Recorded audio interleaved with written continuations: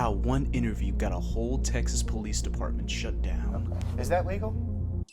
This is Chief John J. Portillo, the head of the police in the small town of Coffee City, a small town in southeastern Henderson County, Texas, just 3 hours away from Houston, has a population of 249 people as of making this video. Normally 2.8 officers are employed per 1,000 residents. Well, Coffee City had 50 employed officers. News sources have interviewed residents from the city, and almost all of them have the same response when asked about the police force. Everywhere. They run back and forth, back and forth. A lot of officers policing a very small number of people. In 2022, Coffee City had over 5,100 citations totaling $1 million in fines. A town that employs 5 times the number of cops, as well as a large amount of traffic fines, just sounds like someone needed to investigate what was going on. One reporter, Jeremy Rogalski, went to investigate after receiving a tip from an anonymous source. KHOU investigations found out that half of Coffee City's officers were officers that were suspended, demoted, or dishonorably discharged from some of their departments. Some of them have DUIs and even collaborated with known offenders. Where did they all come from? April 12, 2021, when Portillo takes up as head of police. Why would you hire so many people with all these red flags? There's more to just what's on paper. They're being retaliated against from their agency. Retaliate? Mm-hmm. Why would you take a chance, Chief? I try to look at the good in everybody, and I believe everybody deserves an opportunity. Ridiculous thinking that these criminal charges, such as a DUI or even helping an offender, could get you hired at a different agency is crazy. Going further in the interview, Rogalski asks about some of the opportunities these officers get to have. Portillo brings up something he calls extra jobs. These jobs would pay over $50 an hour, guaranteeing that these officers are making at least $80,000 or more a year. Coffee City Police would show up as off-duty security and basically patrol around strip malls or apartment complexes. And where would these jobs be exactly? Well, Houston, of course, not Coffee City. And this is where the downfall of Chief Portillo begins. I'm about to call Garcia and tell him he's gonna be this next election. Garcia, right now, tell his he's a or his chain of commanders. And your captains, lieutenants, or whoever those numbnuts are that you have working for you, tell them your guy's not to help us out. In a video obtained by KHOU, Portillo went to an apartment complex to do one of these extra jobs, and he had an altercation with the man assaulting him. The person Portillo's talking to is Harris County Constable Jerry Garcia of Precinct 2, leaving voicemails to get his officers to help him file charges against the person who assaulted him. Portillo then demanded that his precinct take him in and file charges in their area. Constable Garcia and the Harris County DA's office have admitted to helping Chief Portillo in the past, but this is becoming a pattern. It's happened too often. He's going to have to file and intake the individual who assaulted him on his own charges. Portillo was not happy to hear the news and began leaving even nastier voicemails on Constable Garcia's phone. Garcia then went to report him to the mayor of Coffee City, Jeff Blackstone, who commented, "I don't see very much that warrants any disciplinary action from the city. The officers are contracted by the property for off-duty police protection. You may want to reach out to them with any complaints, Jeff Blackstone." When Portillo was called out on this, he said this. I was amped up.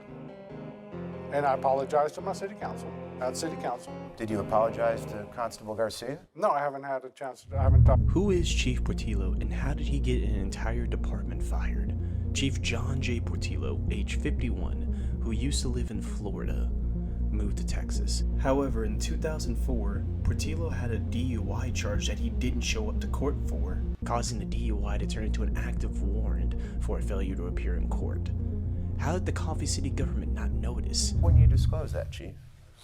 Didn't disclose. It was over 10 years ago. You had an active warrant. Huh? That was disposed of. From the looks of it, you weren't being truthful on the application to which you hold the job this day. Chief? Yeah, I understand. But that's not what it is. I'm not being truthful. You forgot? I put down everything that was in my mind when I filled out my application to the best of my knowledge. But that's not even the craziest part about this entire thing. Portillo had different divisions working for him. He had a specific one that he called the Warrant Division, where officers would make calls to people who have outstanding warrants and collect failure to appear / outstanding traffic fines. Pay is based on performance as mentioned in the email, FTPs being failure to appears at $150 a head. Take note the position is also a full-time position, and it's based out of Houston. Because they were full-time officers, they could engage in these security jobs, as said before, like working in apartment complexes and strip malls.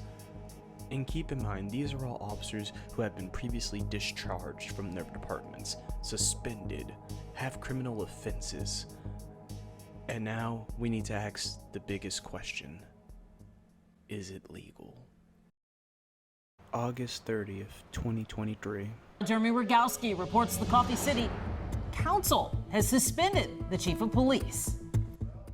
Chief John J. Portillo is off the job for 30 days. The Coffee City Council voted to suspend him pending an independent investigation into what we found. And we uncovered how Portillo failed to list on his job application this active DWI case out of Florida in which he failed to appear in court.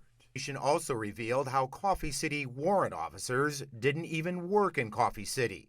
They stayed home in Houston, spending their time on the phone calling people with outstanding traffic warrants and collecting failure to appear fines. 2 days after our interview, Coffee City PD changed course, sending out this email to warrant detectives that said, due to unforeseen difficulties, the program has been suspended until such time as I can make sure that we are in compliance with labor laws.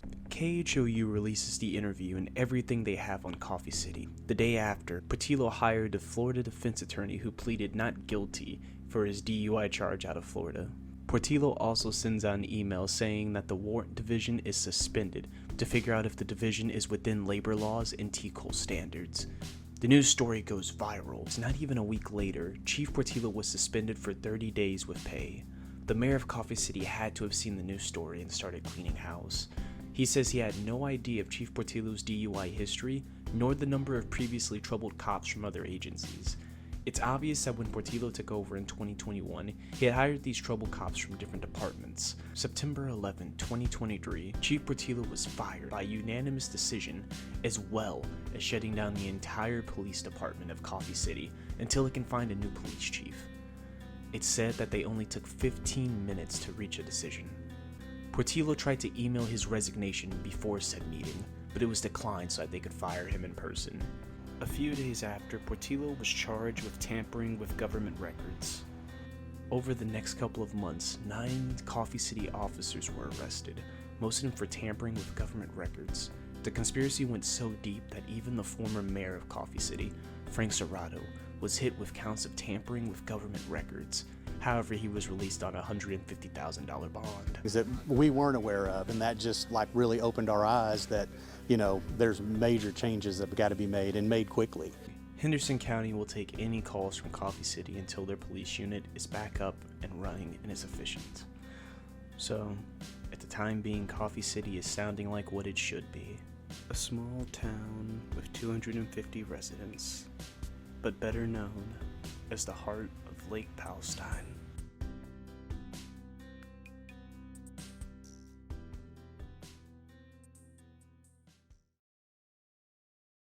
I'm glad that this story broke out and went viral. A police chief with a DUI charge, hiring other troubled officers with questionable backgrounds, as well as tampering or so much as even helping an offender. A division that doesn't even have officers in the Coffee City area, but to the nearest city, which is Houston, of 3 hours away, where you will spend 95% of your time collecting failure to appear citizens.